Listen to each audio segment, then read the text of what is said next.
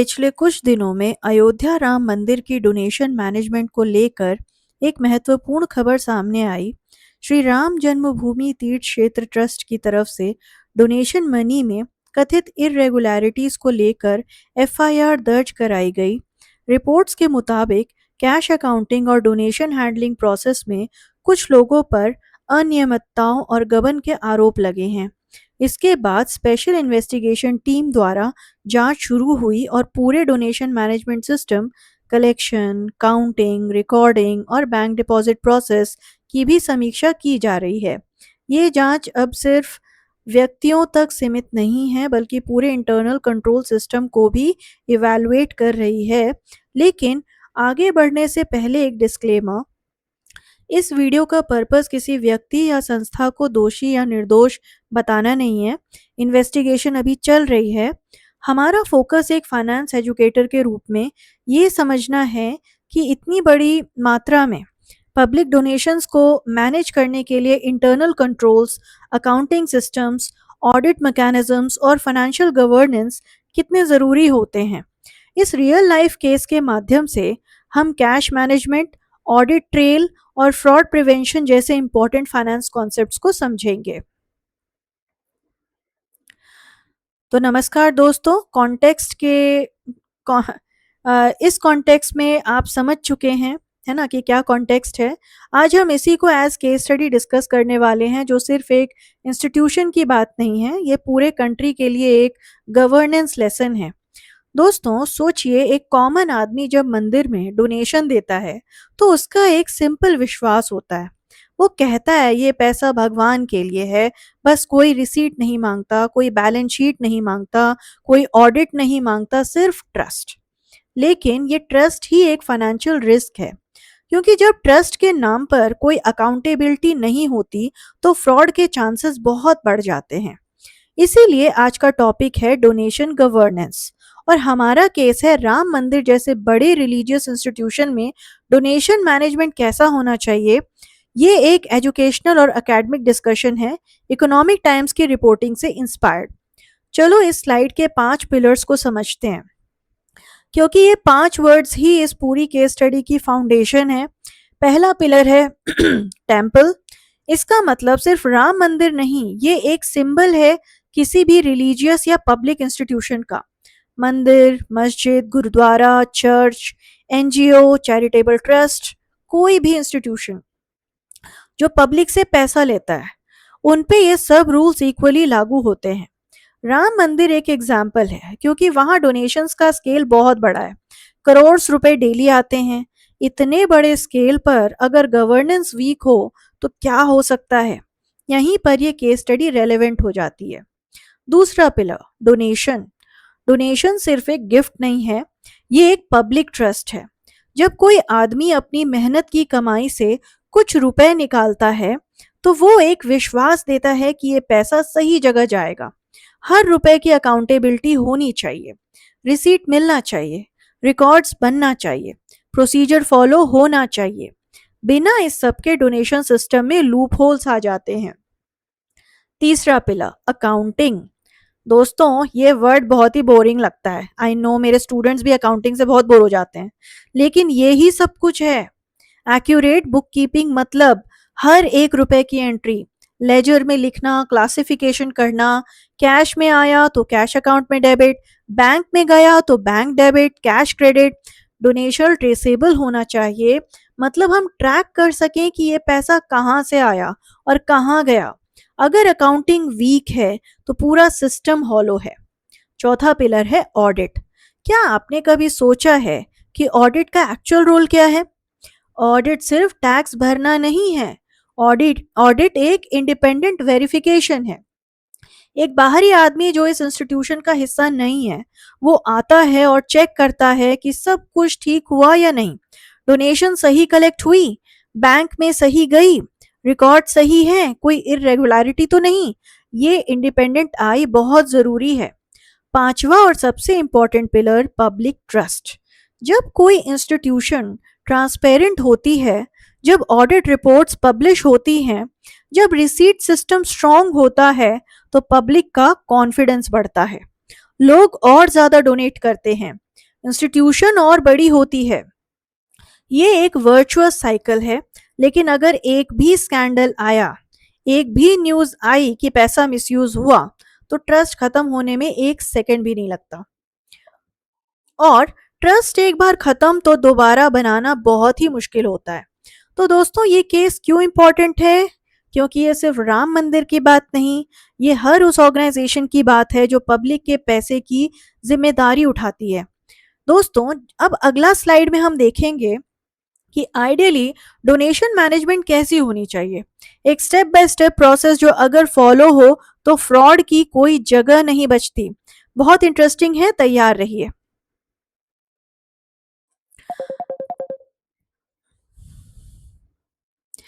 अब हम समझेंगे कि आइडियल डोनेशन मैनेजमेंट कैसी दिखती है। इस स्लाइड में 8 स्टेप्स हैं और ये एक कंप्लीट सिस्टम है। एक भी स्टेप मिस करो और पूरे सिस्टम में होल आ जाता है। ये 8 स्टेप्स को मैं आपको एक स्टोरी की तरह सुनाऊंगी। सोचो, राम मंदिर में एक भक्त आया। उसने एक एनवेलप में रुपया रखा और डोनेशन बॉक्स में डाला। अब क्या होना चाहिए? पहला स्टेप, डोनेशन रिसीव्ड। तो पहला स्टेप हो गया एक्सेप्टेंस। जब भी कोई डोनेशन आती है, चाहे हुंडी में कॉइन हो, चाहे एनवेलप में कैश, चाहे ऑनलाइन ट्रांसफर हो, उसका इनिशियल रिकॉर्ड बनना जरूरी है। टाइम स्टैम्प करो, अमाउंट नोट करो, कहाँ से आई रिकॉर्ड करो। ये फाउंडेशन है। पहले स्टेप में ही अगर रिकॉर्ड नहीं हुआ तो बाद में कुछ प्रूव नहीं होगा। Step 2, collection. अब ये कलेक्टेड डोनेशन कैसे गैदर की जाती हैं? सिर्फ एक आदमी नहीं कर सकता। ये डुअल कस्टडी कंट्रोल है, मतलब 2 लोगों की प्रेजेंस मैंडेटरी है। सीसीटीवी कैमरास ऑन है। हुंडी खोलने से पहले वीडियो रिकॉर्ड होना चाहिए। कोई अकेला नहीं है। ये इसलिए जरूरी है क्योंकि जब विटनेसेस होते हैं, जब कैमरा होता है, तो टेम्पटेशन नेचुरली रिड्यूस होती है। ये ह्यूमन साइकोलॉजी है। Step 3, counting. कलेक्शन के बाद काउंटिंग। और काउंटिंग भी ऐसे नहीं कि आपने गिना और खत्म। Authorise staff, train, designated personnel physically count करते हैं। मशीन काउंट भी होती है फॉर नोट्स। कॉइन्स भी वे होती हैं। और ये काउंट एक से ज्यादा लोगों के सामने होता है। एक काउंट करता है, दूसरा वेरीफाई करता है। Step 4, verification. काउंट के बाद आता है क्रॉस वेरिफिकेशन। दोस्तों, वेरिफिकेशन और काउंटिंग में एक फर्क है। काउंटिंग में आपने गिना, वेरिफिकेशन में दूसरे ने चेक किया कि जो गिना वो सही था या नहीं। Double check, cross validation. अगर काउंटिंग 1 लाख रुपए कह रही है तो वेरिफिकेशन टीम भी इंडिपेंडेंटली सेम फिगर कंफर्म करे, तब जाके आगे बढ़ो। अब राइट साइड पर आते हैं स्टेप 5 से स्टेप 8। Step 5, recording. अब वेरीफाइड अमाउंट को अकाउंट्स में डालो। Accurate ledger entries. हर ट्रांजैक्शन के लिए रिसीट इशू करो। कैश रिसीट वाउचर बनाना पड़ेगा। जर्नल एंट्री होगी। Cash account debit, donation income credit. ये अकाउंटिंग की भाषा है। इसीलिए accounting is a language of business, it's a language of money. हर पैसा डॉक्यूमेंटेड। Step 6, bank deposit. दोस्तों, एक बहुत कॉमन मिस्टेक क्या होती है? कैश कलेक्ट की, गिना, वेरीफाई किया, रिकॉर्ड किया, लेकिन बैंक में डालने में 3 दिन लग गए। उस 3 दिन में क्या हो सकता है? रिस्क है, इसलिए टाइमली डिपॉजिट जरूरी है। जितनी जल्दी कैश बैंक में जाए उतना बेहतर। सेम डे या next working day at most. Step 7, audit trail. ये सबसे इंपॉर्टेंट कॉन्सेप्ट है इस पूरे सिस्टम में। ऑडिट ट्रेल मतलब हर एक स्टेप का एविडेंस। सीसीटीवी फुटेज, ये एक ऑडिट ट्रेल है। Receipt audit trail, counting sheet audit trail, bank चालान ऑडिट ट्रेल। जब कोई ऑडिटर आएगा वो यही मांगेगा, मुझे दिखाओ कि स्टेप 1 से स्टेप 6 तक क्या क्या एविडेंस है। अगर कोई लिंक मिसिंग है तो red flag. Step 8, financial statements. और फाइनली सब कुछ ट्रांसपेरेंट रिपोर्ट में आना चाहिए। Public disclosure. डोनर्स के हक का जानना कि उनका पैसा कहाँ गया, ये उनका हक है कि वो जाने उनका पैसा कहाँ गया है। एनुअल रिपोर्ट में सब आ जाए, total donations, total expenses, balance, सब कुछ। ट्रांसपेरेंट रिपोर्टिंग ही पब्लिक ट्रस्ट बिल्ड करती है। तो क्या आप नोटिस कर रहे हैं? ये 8 स्टेप्स एक चेन की तरह है। एक भी कड़ी कमजोर हो, चेन टूट जाती है। Integrity of the entire system depends on every single step.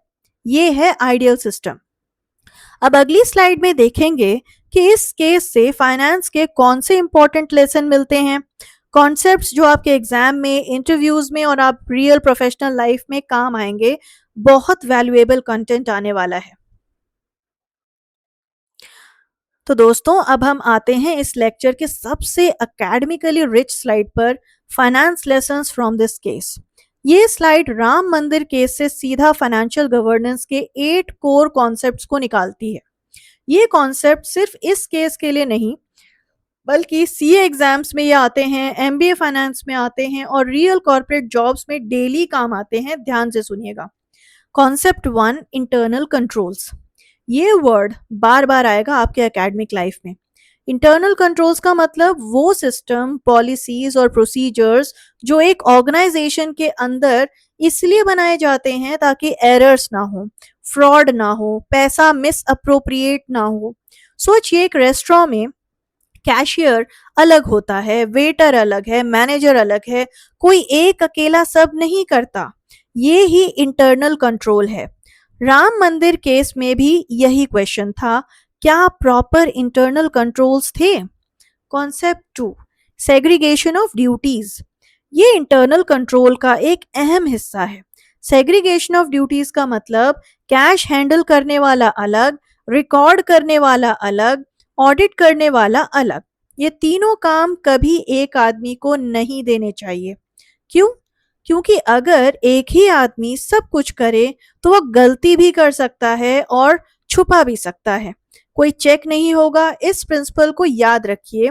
ये सीए फाइनल ऑडिट पेपर में सीधा क्वेश्चन बन सकता है। Concept 3, documentation. दोस्तों, अकाउंटिंग में एक गोल्डन रूल है, अगर डॉक्यूमेंटेड नहीं है तो वो हुआ ही नहीं। अगर कोई ट्रांजैक्शन हुई और रिकॉर्ड नहीं हुआ तो ऑडिट के सामने वो ट्रांजैक्शन एग्जिस्ट नहीं करती। Receipts, vouchers, bills, approval memos, ये सब डॉक्यूमेंटेशन है। हर ट्रांजैक्शन के लिए एविडेंस होना जरूरी है। Concept 4, cash verification. ये प्रैक्टिकल प्रोसेस है। फिजिकल काउंट मतलब आप एक्चुअली नोट्स गिने, कॉइन्स गिने, टोटल निकालें। फिर रिकंसिलेशन, जो काउंट आया उसे कंपेयर करो रिकॉर्ड से। 1 लाख काउंट किया तो रिकॉर्ड्स में भी 1 लाख होना चाहिए। अगर डिफरेंस है तो इन्वेस्टिगेट करो। Zero tolerance for unexplained differences. अब राइट साइड पर आते हैं। Concept 5, receipt system. दोस्तों, रिसीट एक सिंपल डॉक्यूमेंट लग सकता है, लेकिन ये बहुत पावरफुल कंट्रोल है। कंट्रोल्ड इशुएंस मतलब रिसीट्स नंबर्ड होती हैं, जैसे कि 001, 002, 003, लाइक दिस। कोई रिसीट स्किप नहीं हो सकती। कैश कलेक्ट करो, रिसीट इशू करो, रिसीट बुक में काउंटर फॉइल रहेगा। End of day receipts issued equals cash collected होना चाहिए। अगर 50 रिसीट्स इशू की और 48 का कैश है, कहाँ गए वो 2 रिसीट्स के पैसे? इन्वेस्टिगेट। Concept 6, audit trail. मैंने पहले भी मेंशन किया, अब एकेडमिक एंगल से समझिए। ऑडिट ट्रेल एक कंप्लीट एविडेंस चेन है। ऑडिटर ट्रेस करता है 1 रुपए की जर्नी बिगिनिंग से एंड तक, कब रिसीव्ड हुआ, कब काउंटेड हुआ, कब रिकॉर्ड हुआ, कब बैंक में गया। हर स्टेप पर एविडेंस होना चाहिए। बिना ऑडिट ट्रेल के फ्रॉड ढूंढना ऑलमोस्ट इम्पॉसिबल हो जाता है। Concept 7, risk management. ये एक फॉर्मूला है जो इस स्लाइड में दिया गया है। Weak control leads to fraud risk leads to financial loss leads to erosion of public trust. ये एक चेन रिएक्शन है। एक लिंक कमजोर है, पूरा सिस्टम सफर करता है। रिस्क मैनेजमेंट का काम है ये चेन को पहले लिंक पे ही रोक देना। स्ट्रॉन्ग कंट्रोल्स बनाओ ताकि फ्रॉड की नौबत ही ना आए। Concept 8, risk control matrix. ये एक एडवांस टूल है, एक मैट्रिक्स जिसमें हम लिस्ट करते हैं क्या क्या रिस्क हैं, हर रिस्क के लिए क्या कंट्रोल है, अगर कंट्रोल फेल हो तो इम्पैक्ट क्या होगा और करेक्टिव एक्शन क्या होगा। ये टूल लार्ज ऑर्गेनाइजेशंस में, बैंक्स में, ऑडिटर्स के पास यूज होता है। इस केस स्टडी में अगर ये मैट्रिक्स होता तो क्लियरली दिखता कि कहाँ कहाँ गैप्स थे। तो ये 8 कॉन्सेप्ट्स याद कर लो, ये ही फाइनेंशियल गवर्नेंस के बैकबोन है। ये एग्जाम के लिए इंपॉर्टेंट है, वाइवा के लिए इंपॉर्टेंट है, प्रोफेशनल लाइफ में बहुत यूजफुल है। अब अगली स्लाइड में हम देखेंगे कि एक ऑडिटर के नजरिए से एग्जैक्टली क्या क्या चेक होना चाहिए। ठीक है, ऑडिटर के केस में ऑडिटर की माइंडसेट समझना बहुत जरूरी है। चलिए देखते हैं। तो दोस्तों, अब हम ऑडिटर की कुर्सी पर बैठे हैं। इमेजिन करो आप एक चार्टर्ड अकाउंटेंट हैं। आपके एक बड़े रिलीजियस ट्रस्ट का ऑडिट करना है आपको, right? Donation management system check करना है। कहाँ से शुरू करोगे, क्या क्या चेक करोगे? इस स्लाइड में अगेन 8 ऑडिट प्रोसीजर्स हैं। ये एक रियल ऑडिटर की चेकलिस्ट है। एग्जाम में, वाइवा में, सीए में ये डायरेक्टली काम आता है, तो ध्यान से सुनिए। Procedure 1, cash verification. पहला काम फिजिकल काउंट। आप काउंटर पर खड़े होते हो, कैश काउंट करते हो और फिर चेक करते हो कितनी रिसीट इशू की गई। रिसीट का टोटल और कैश का टोटल मैच करना चाहिए। अगर नहीं मिलता तो ये तो कैश कम है या रिसीट में मैनिपुलेशन है। ये सबसे बेसिक और सबसे ज़रूरी चेक है। Procedure 2, physical verification. ये कैश वेरिफिकेशन से अलग है। फिजिकल वेरिफिकेशन मतलब ऑन साइट इंस्पेक्शन। आप फिजिकली जाते हो कलेक्शन पॉइंट्स पर, हुंडी बॉक्सेस देखते हो, कौन से बॉक्सेस हैं, कितने हैं, कहाँ हैं, सीसीटीवी कैमरास काम कर रहे हैं या नहीं, बॉक्सेस सील्ड हैं या नहीं, कोई टैंपर तो नहीं हुआ। ये सब फिजिकल प्रेजेंस से पता चलता है, रिपोर्ट से नहीं। Procedure 3, voucher verification. हर ट्रांजैक्शन के पीछे एक सपोर्टिंग डॉक्यूमेंट होना चाहिए। ये वाउचर है। ऑडिटर चेक करता है क्या हर एंट्री के लिए प्रॉपर वाउचर है, वाउचर अप्रूव था, ऑथराइज सिग्नेचर है, डेट करेक्ट है, नरेशन क्लियर है। बिना वैलिड वाउचर के कोई एंट्री एक्सेप्ट नहीं होती ऑडिट में। Procedure 4, segregation of duties. Auditor ये टेस्ट करता है क्या एक ही आदमी सब कुछ कर रहा था, कैश कलेक्ट भी, रिकॉर्ड भी, बैंक डिपॉजिट भी। अगर हाँ तो ये एक मेजर इंटरनल कंट्रोल वीकनेस है। कोई भी single point of failure acceptable नहीं। ये फाइंडिंग ऑडिट रिपोर्ट में स्पेसिफिकली मेंशन होती है। अब राइट साइड पर procedure 5, receipt matching. Receipts check करो, न्यूमेरिकली सीक्वेंशियल हैं, कोई रिसीट मिसिंग तो नहीं। जो रिसीट्स इशू हुई हैं उनका टोटल कैश कलेक्शन को टोटल से मैच करता है। अगर कोई रिसीट सीक्वेंस में मिसिंग है, audit red flag. Cancelled receipts भी रिकॉर्ड में होनी चाहिए, कोई वॉइड भी होना चाहिए तो documented. Procedure 6, bank reconciliation. Accounts में जो फिगर हैं और बैंक स्टेटमेंट में जो फिगर हैं, ये दोनों रिकंसाइल होने चाहिए। Auditor bank statement directly bank से मांगता है, ट्रस्ट से नहीं। फिर कंपेयर करता है अकाउंट से, कोई डिस्क्रिपेंसी है, कोई अमाउंट बैंक में गया जो बैंक में नहीं या बुक्स में नहीं, ये बुक्स में है जो बैंक में नहीं। ये बहुत इंपॉर्टेंट चेक है। Procedure 7, CCTV records. ये मॉडर्न ऑडिट टूल है। आज के ज़माने में सर्वेलेंस फुटेज एक पावरफुल एविडेंस है। ऑडिटर रिक्वेस्ट कर सकता है CCTV footage. Counting done camera view में हुआ, प्रोसीजर्स फॉलो हो रहे थे, कोई अकेला कैश के साथ था, फुटेज टैंपर तो नहीं की गई। सीसीटीवी एक डेफरेंट भी है। लोग जानते हैं कैमरा देख रहा है तो सोचते हैं ज़्यादा। Procedure 8, internal control testing. ये कॉम्प्रिहेंसिव असेसमेंट है। Auditor pure donation management cycle को टेस्ट करता है, स्टेप 1 से स्टेप 8 तक। हर कंट्रोल की इफेक्टिवनेस टेस्ट करता है। कंट्रोल्स डिजाइन में ठीक है, ऑपरेट भी सही हो रहे हैं, कोई ओवरराइड तो नहीं हो रहा। ये ओवरऑल ओपिनियन फॉर्म करने के लिए जरूरी है। दोस्तों, ये 8 प्रोसीजर्स एक ऑडिट प्रोग्राम की तरह है। सीए के स्टूडेंट्स के लिए ये प्रैक्टिकल ऑडिट प्रोसीजर्स हैं, कॉमर्स स्टूडेंट्स के लिए ये इंटरनल कंट्रोल कॉन्सेप्ट्स हैं, मैनेजर्स के लिए ये रिस्क मैनेजमेंट टूल्स हैं। और एक इंटरेस्टिंग बात नोटिस की, स्लाइड 2 में हमने आइडियल सिस्टम के 8 स्टेप्स देखे थे और इस स्लाइड में ऑडिटर के 8 चेक्स हैं। दोनों ऑलमोस्ट मिरर इमेज हैं। आइडियल प्रोसेस के हर स्टेप के लिए एक करस्पॉन्डिंग ऑडिट चेक है। ये कोइंसिडेंस नहीं, ये डिजाइन है। Good audit design mirrors good operational design.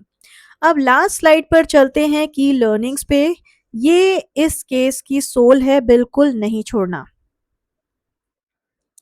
तो दोस्तों हम आ गए हैं केस स्टडी के आखिरी और सबसे इंपॉर्टेंट स्लाइड पर, की लर्निंग्स फॉर एवरी ऑर्गेनाइजेशन। तो ये स्लाइड कहती है कि हर ऑर्गेनाइजेशन, यानी कि ये सिर्फ राम मंदिर के लिए नहीं, ये टेम्पल ट्रस्ट के लिए भी नहीं, एनजीओ के लिए भी, स्कूल के लिए भी, हॉस्पिटल के लिए भी, और किसी भी ऑर्गेनाइजेशन के लिए जो पब्लिक का पैसा हैंडल करे, उनके लिए है। चलो इन 4 लर्निंग्स को डीपली समझते हैं। पहला लर्निंग, ट्रस्ट एंड कंट्रोल। ये इस पूरी केस स्टडी का एसेंस है। एक सेंटेंस में, trust alone is not a financial control. दोस्तों एक बार फिर से पढ़ो, trust alone is not a financial control.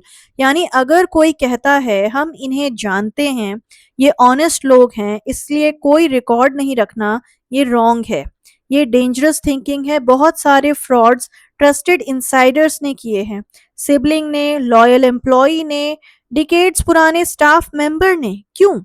क्योंकि अपॉर्चुनिटी थी। अपॉर्चुनिटी इसलिए थी क्योंकि सिस्टम्स वीक थे।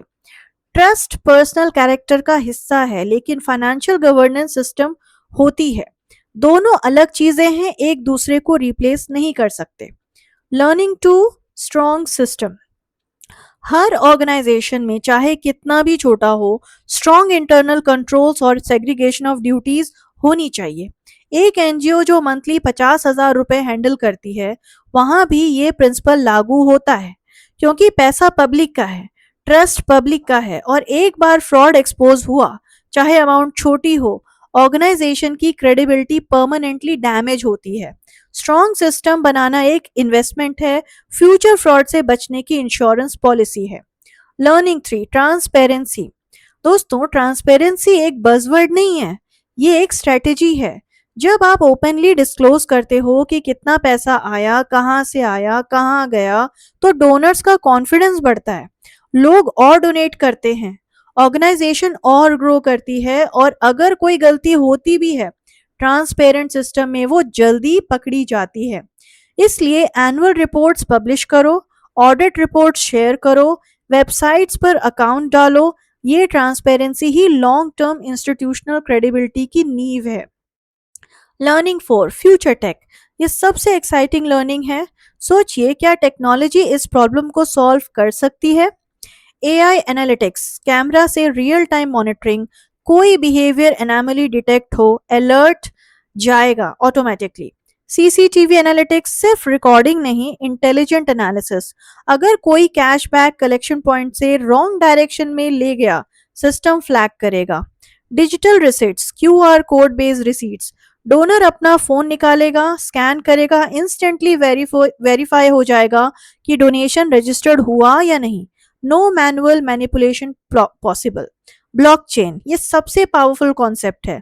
ब्लॉकचेन पर एक ट्रांजैक्शन रिकॉर्ड हो गई, वो चेंज नहीं हो सकती। इम्यूटेबल लेजर, कोई भी कभी भी वेरीफाई कर सकता है कि ये रुपए कब आए, कहाँ गए। Complete transparency, no scope for manipulation. क्या ये सब पॉसिबल है? टेक्नोलॉजी अवेलेबल है, क्वेश्चन है इम्प्लीमेंटेशन की विल के साथ। ये केस स्टडी सिर्फ राम मंदिर के बारे में नहीं है, ये एक मिरर है जो हर ऑर्गेनाइजेशन को दिखाता है कि उनका फाइनेंशियल गवर्नेंस सिस्टम कैसा होना चाहिए। अगर आप सीए स्टूडेंट हैं, ये कॉन्सेप्ट्स डायरेक्टली आपके ऑडिट और लॉ पेपर्स में काम आएंगे। अगर आप एमबीए स्टूडेंट हैं, ये कॉर्पोरेट गवर्नेंस और रिस्क मैनेजमेंट के फंडामेंटल प्रिंसिपल हैं।